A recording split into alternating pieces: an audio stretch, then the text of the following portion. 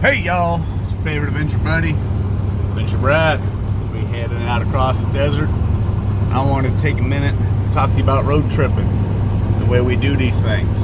I just kind of wanted to cover some highlights and basics and some points you guys kind of worry about. Hopefully it's not too long a video, but hits those points. First off, there's 2-lane strip of blacktop running down. That white line on the side. What a beautiful thing that is. Hit me between the yellow and the white. Coming up on this hill here, I'm going to edge it to the white because I'd much rather hit something stationary on the side of the road than something coming at me, because something coming at me is going to combine my speed plus their speed. That's a big crash. Second off, don't make stupid passes. I've seen people make passes like right now. You have no clue where you're going, what you're doing. That double yellow line means that for a reason. You would have came around the corner, you've seen that. If he zigs and when he thinks you're gonna zag, yeah, you're both gonna go blah, and yeah, everyone dies. And the car that you're passing, they die. The car that you hit, that doesn't even get a chance to see it, they just blink and they die. Everyone dies. And when something like that happens, no. So be cool. I've seen people do some stupid things out here. On the next note, the shoulder, the side of the road over there, don't get over into that. If you have to pull off, this looks pretty good. You can see nice, smooth tire track coming in and out. But in one more turn or two, it could suddenly become soft enough, or even right there, where if you're pulling a trailer, you've got a little car, even a truck, you could get stuck right now pulling down into the shoulder. So be mindful. That brings me to flat tires. Your life is not worth the rim. If there's only this much road and it's super busy and you're not like NASCAR status with changing your tire, nope, wouldn't do it. Even if it was me, I would drive a little bit here till I saw a spot like that I could pull up onto the side and I'd get off the road. You don't want to be right next to trucks, and then if somebody does stupid right next to a truck, it leaves no options. Drive on the rim. If you're on the highway and there's no shoulder, drive to the next exit. Drive to somewhere it's safe. I pulled a trailer with this truck before. My buddy's big old 72 Chevy on it, on a rim for half, 3/4 of a mile, because, yeah, it wasn't a problem. I pulled off onto the turnout. He was kind of like, why'd you do that? And I was like, because there's a Quickie Mart right there, and drinks, and safety. So he went and got us drinks, and I changed the tires. So anyways, this is kind of interesting. I'm going to make this left here. Baja status. Dun, dun, dun, dun, dun, dun. And always... bonus points if you guys know where I'm at. Like, comment, whatever below. Yeah, you always have outs. When I made that turn, I still didn't want to force it. If I had to go right, I still would have. Yeah, so don't get too excited on the road. Kind of brings me to the next point. You don't want to be think about things like I was talking about with the flat tire. Like you're on a road trip, you're on vacation, unless you're like on a set deadline, which I never recommend doing. Never. You want to, take your time, enjoy it. Like I said, we pulled off there. There was a safer spot to get a tire. He went over and grabbed us some drinks. It just made it a lot nicer to have those options. Now I'm slowing down. Obey the speed limits. 40, it said 40 back there. Yeah, do 40 into this. I'm doing like 55. It reads a little bit high, but still, you want to be, not diving into these corners radically. You want to be going cool. So I'm going to shut you guys off for a minute and get past up here because there's congestion. And rule number one when you're driving is drive. So that means pay attention to the road. I want to take a chance to talk highways with you guys. First off, when you're merging, be looking down onto the freeway, looking where you're going. Try to not just shove your way in or just make people get out of the way. It's your job as the one merging onto the road to merge in, to find your spot, merge in. Likewise, if you're some little car, I half expect you to, get right out of the way. I think the lighting's better this way. For you guys to get right out of the way. But if I'm cruising down the highway, I'm the one on the highway, show a little respect. If you see somebody get on the trailer, they look like they're hauling a load, or it's uphill, or they're having a hard time kind of matching speed, and you can safely get over to the other lane, get over, get to the second lane. On that note, this is the travel lane, the number 2 lane. That's the passing lane. Don't drive over there unless you're passing. This truck's going over the speed limit for him, but under the speed limit for me in the state I'm in currently. And I want you guys to try to guess down below. And no guesses. You might catch a glimpse of a sign and get lost, like right there. But anyways, moving on. Don't get in a rush. My other real big thing is like right now I'm clipping along 70 miles an hour, which is about happy for my truck. Actually, the truck really kind of likes about 72 or so. So I'm passing this truck now, and just bring the clip up just a little bit. I don't like hauling butt. Watch your gauges. Make a routine cycle of cycling through the gauges, temperature gauges. Turn your AC off on long hauls, roads, even little cars. I see it all the time. Trust me, it's a lot nicer to, like, if you're climbing a big old grade and it's remotely warm out, and I'm talking even in like 70s and up, depending on the heat, how hot it is, the road heat soaks through the day. You turn your AC off. You're better off having your AC off for a few minutes while you make that climb than sitting on the side of the road for potentially hours while your rig cools back down because you just had to keep the AC on. So yeah, the other thing is tachometer.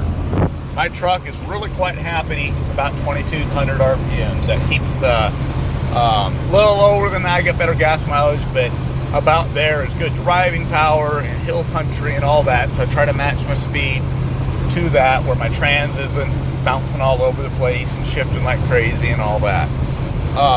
Kind of continuing with the whole subject of heat and stuff, pick your time. Right now it's the desert. I am making this haul. It's a little late in the day. It's probably already 10 o'clock. Doing some magical Craigslist shopping. But don't haul, if you're hauling a trailer like this, you want to be like within an hour of your destination by now. You don't want to leave in the afternoon and set out into the desert. The hottest part of the day in the desert, people don't understand, is like 4 or 5 o'clock in the afternoon. Not noon. It's because everything's heat soaking, so it gets hot. It'll still be within 10 degrees of the peak temperature of the day at sunset, and even for like a half hour after sunset. So leave early, before the roads heat soak, before the air heat soaks, before the gas station pumps are hot, before just everything's hot. Because if you have accidents or incidents, it just bears with it. Speaking of which, there's no puppy dog today.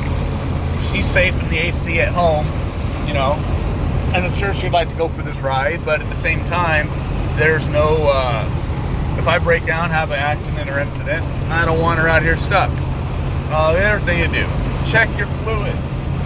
Even if you're not super car savvy, get somebody who is, wrangle them down, show them how to teach, have them, I want to speak English here, have them show you how to check your fluids, get used to what normal is when it comes to your gauges, where your gauges are, where they run, where your fluids are, how the car feels, everything. Just get used to what normal is. It doesn't matter what number it says it's reading. That's why I like old analog gauges so much more than the digital, just tell you a number. I like sweeps because it's real easy to look down at a glance and know what gauge it is and know right where, like with this truck. It's so burned into my memory after, man, I've had this thing, math here, Brad, 120,000 miles roughly now, maybe 117, hard to do math and drive. But yeah, you want to be on top of your fluids, check it, get used to what normal looks like on things on your vehicle, especially if it's not factory. If you have any accessories on there, you notice any bolt rubs or any of that. Then when it's not normal, wrangle somebody down that is. Don't push your car, like I said, don't run it up a hill ragged just because you feel like running it up a hill ragged. Don't do that. Take it easy. So yeah, next subject, road trip and music. You gotta have some tunes. I really like books on tape, podcasts. Download the stuff early so it's ready to go. You know how to get to it. Bluetooth your phone to your stereo. Even this old truck has a Bluetooth stereo in it, which is just handier than dog beans because I can hook my phone to it. I can Bluetooth all my favorite books on tape. Little plug, Louis L'Amour. He writes historical fiction about the Southwest. He just got some Alaska stuff. A really good Last of the Breeds, probably one of my top favorite books of all time. And that takes in place in Russia. But there's get into books on tape. They allow you to get into the road. You just get used to your mirrors, cycle through things. Don't get excited. Some good tunes. Nothing too aggressive, especially if you're out on the flats of Texas. I'll catch myself running 95 AC/DC. Yeah, no good. The next subject, even though I started to say earlier, I'm running 70 miles an hour. My average road trip guesstimation of when I kind of plan around it is about 50 miles ahead, 50 miles an hour. So even though I'm going to be traveling at 65, 70 a lot of times, I still plan on 50 miles an hour because, excuse me, you are not doing, passing the old truck, the old Suburban just downshifted and bye-bye. Eastbound down, roll it up and truck it. I love this truck, it's a runner. But I plan about 50 miles an hour wherever I'm going, just because you gotta stop, you gotta merge, you gotta stop off and relieve yourself on either side of the Continental Divide, just because one goes to the Atlantic, and one goes to the Pacific. So anyways, 50 miles an hour. Don't rush yourself. Kind of leading up to an end cap here, a little story for you guys. But the next subject is snackability. You gotta have finger foods. One of my favorites here is jerky. Stuff you can just reach in, grab, easy on the stomach, stuff that's not gonna upset your stomach. You don't want hot and spicy, flaming hot Cheetos. I don't drink sodas in general or Red Bull or any of that. I do like my coffee.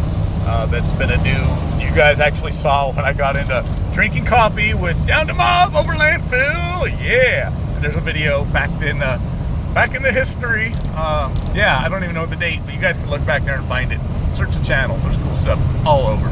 But Phil kind of every morning waking up camping with him got me excited about coffee. So now just the aroma in the morning sometimes just makes me happier than it's not. But anyways, you want to have some finger foods and snacks. You want 4 droppable stuff. Have yourself a format. In case anything comes up on the road that you need to ditch yield finger footage. Don't have your paws full of stuff just because. That's not, that's a no bueno thing. Especially when you kind of like right now, I got a little construction coming up, so I'd be emptying my paws.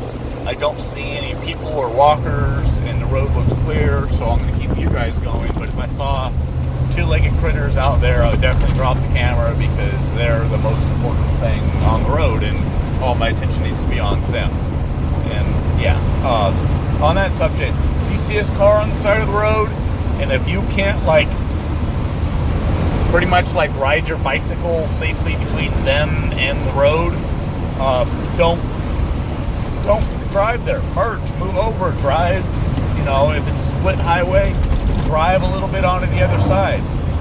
They have us going out the side here, so you get a little rumble strip, and that's such a lifesaver. These little rumble strips, because you get to merging or you get to wandering, and they have on both sides of highways. Most major highways don't depend on them, but they've saved people, including myself, before. You want to have drinks. Stay hydrated. It's better to stop and be peeing than having to, dehydration, your brain fades, all that. One of the things that I always notice when I'm just kind of not feeling crisp, a little bit foggy, I always chug water. It makes a big difference. So yeah, you don't want to be on the road being foggy, fuzzy. I'm gonna reach down and cover my notes here. We're gonna double check them. Food, drinks, we got that. Miles, 50 miles an hour. Turtle mode.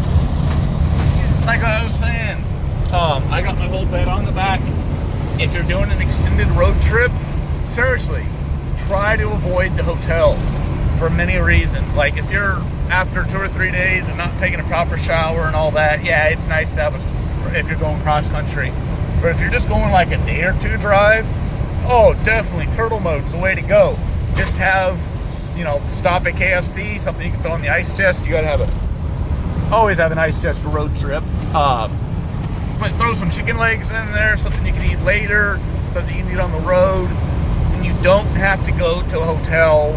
1, you don't have to have a time you get there. 2, you save money. 3, you wander. And wandering, so that's the key to a road trip. 4, you're not staying in somebody else's bed, you're staying in your own bed. 5, you already own the equipment to be a turtle. You're driving in the car, that's your turtle shell. Grab the comforter off your bed, that's your turtle blankie, or your turtle den, or your turtle bedding. Quick tip, turtles always face their, at least desert tortoises, face their holes to the east. So that way in the morning when the sun rises, it peeks right through their windows and wakes them up. It's a good way to know if it's a desert hole, well, besides the shape. But yeah, that's a good way to find bluffs that face east, are a good way to find turtles in the desert. But anyways, I'm sidetracking here. Yeah, go full turtle mode. One of my favorite things to do is have an idea where I kind of want to end up for the night that's pretty. Google Maps, iOverlander, there's quite a few apps that help with that sort of thing. Netbooking, Facebooking, just being open-minded. So yeah, I like to catch a sunset or somewhere pretty. I'll stop, I'll water the dog, feed her, stretch my legs, eat myself, and then half the time I'll get in her hour in the saddle, headed in the direction I want to go. Half the time, maybe even up just a little side road. I found some of the coolest spots by just going. So yeah, you want to be turtle mode. You want to be able to do that.